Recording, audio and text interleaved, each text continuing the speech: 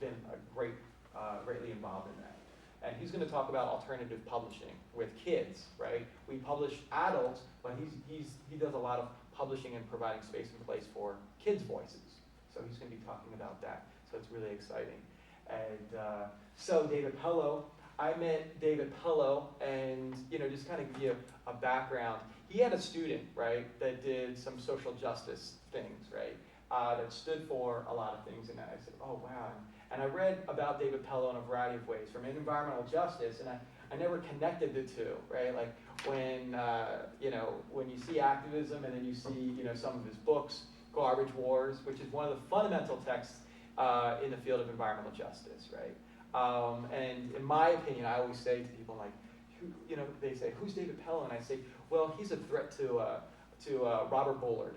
And Robert Bullard is probably one of the founders of the field of environmental justice. And environmental justice is about changing and challenging issues of eco-racism and eco-classism, right? Like why are the poor communities, and predominantly the communities of color, have to deal with ecological destruction and poverty and pollution and a variety of other issues.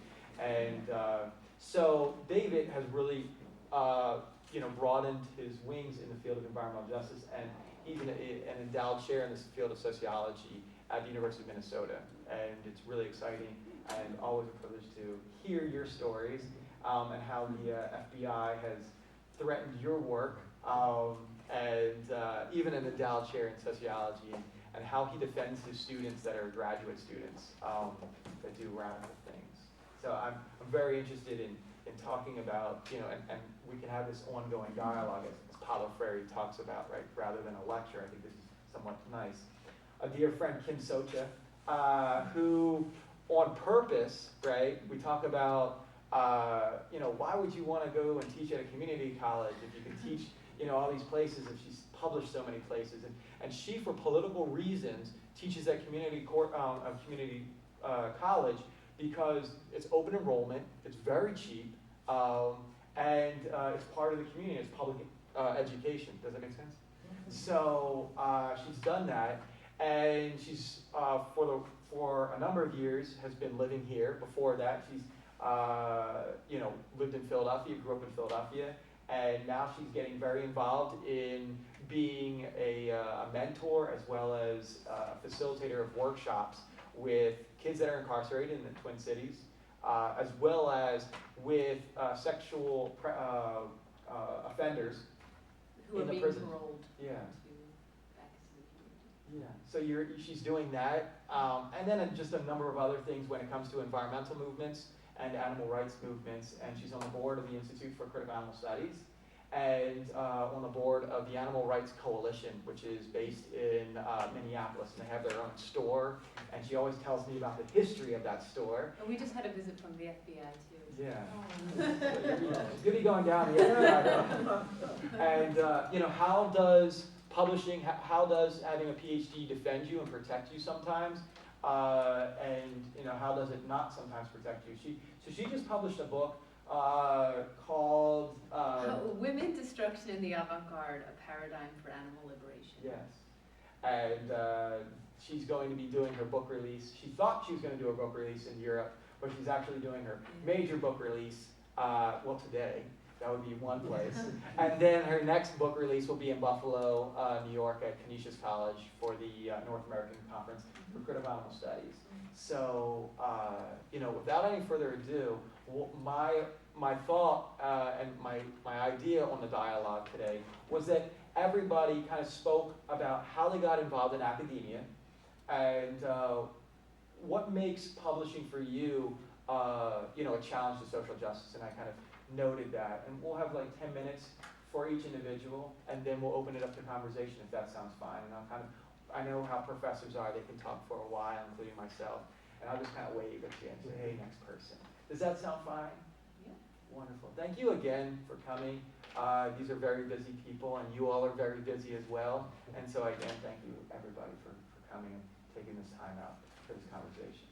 So, and we're recording it, so hopefully the people, which there was a number of people that say, oh, I want to watch it, and they're in California because I Facebooked a whole bunch of people and said, oh, can you put it on YouTube? And I said, it's going on DVD and right after this. So, and then we'll go online. So again, I think this conversation, as John is organizing a panel similar to this conversation at Triple SP in August to talk more about, how is it to publish for social change, right? And so I'll just begin, if it's possible, with Julie, and then we'll kind of move around, and you can kind of talk a little bit about the book, and then what does it mean being a social justice scholar in higher education and publishing. Okay, Thank you so much again. thank you for coming. Thank you. Well, I'll just tell a very brief history. I was in graduate school at the University of Washington, and the Vietnam War was going on.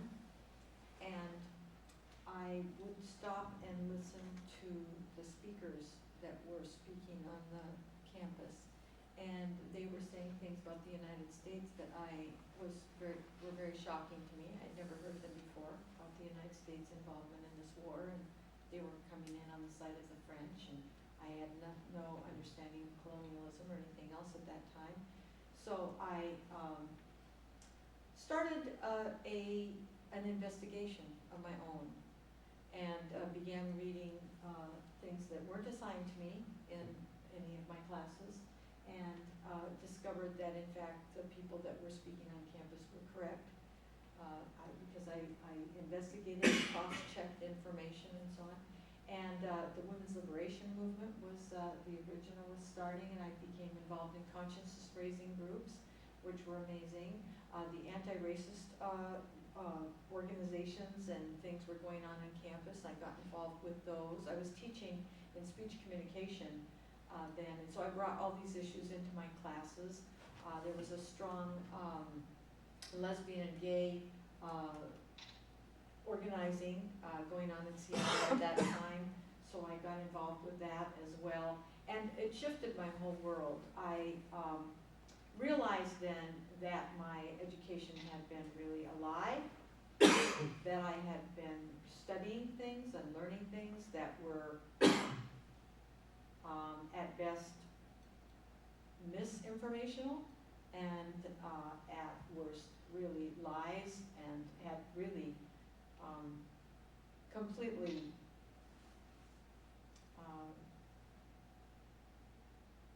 indoctrinated me into becoming a good citizen of the empire.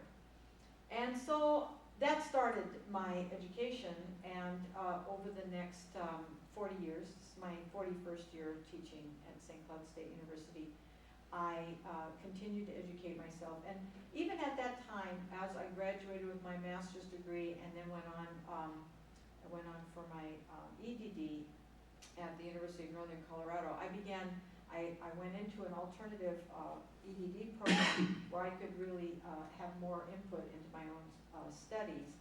And I made a decision that I would educate people about the things that I had never learned. And that's what I've done for 41 years and another thing that I began realizing very quickly, I moved to St. Cloud, and there's not much going on there, but I realized very quickly that there were really deep connections between all of these issues. Race, gender, class, children's rights, ageism, GLBT issues, disability issues, and then, as things went on, physical appearance, issues of height and weight, and all of these things, that they had fundamental issues in looking at global things, because I started then after a while I started realizing, no, I have to really look globally. I have to see what's going on. And then I learned about colonialism and imperialism, and began to see what all these wars were about. And of course, the Vietnam War really tied in with all of that. So I began making these links for my students, and doing some writing. I was very much an activist. I started the Women's Center and a battered women's shelter, helped start a battered women's shelter and a rape crisis center in St. Cloud. I helped Karen Thompson organize